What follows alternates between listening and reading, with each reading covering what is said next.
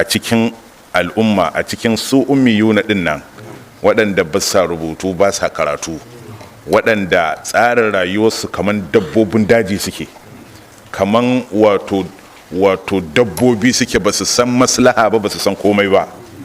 Allah ya fito da shugaba ya ce waɗannan mutanen yanzu ummiyai ne, ba sa rubutu ba sa karatu, nake so ka mai da su masu rubutu da karatu. Ba su da hankali, ka mai da su masu hankali. Sannan kuma 'yan ta'adda ne, ka mai da su nagartattun bayi. To ba su ba, daga nan ka yi aikin da har abu sa ƙaho wannan aikin zai zarce. To shine ubangiji ya aiko manzan Allah da wannan gagarumin aiki, wanda wani makhluki Allah bai taba dora masa irin aiki irin wannan ba. Wani dan adam bai taba gogayya da aiki da ya fita daga hankalin bayi, ya fita daga kudurarsu irin abin da manzan Allah ya zo da shi na wannan addinin ba. Shi yasa a tarihinsa zaka ji an ce laysat lahu raha, bai taba hutawa ba tun da ya zo duniya aiki yake har ya koma ga Allah, saboda karfin lamarinsa a gurin Allah.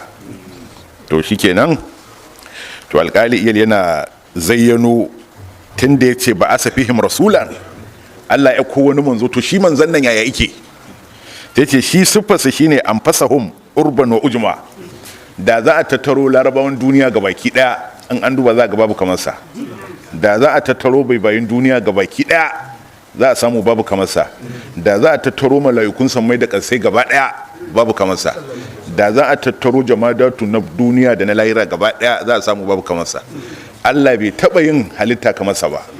Shi wannan haka shugaba yake. To shine anfasahum urban wa ujman. Ka ce urban din nan cewar duk halitta gabaki daya, wato da larabawan da bai bayin su shiga cikin urbu. Ujumu kuma duk abin da ike wata dabba ne, kwaye zarra ce, sandararren abu ne, waɗannan duniyoyi sammai da Allah ya yi da duniyoyi biliyoyi yau da aka gano. To wannan shine alfardul jami'u guda ɗaya tak, wanda in haka malaika jibril ya faɗa fa.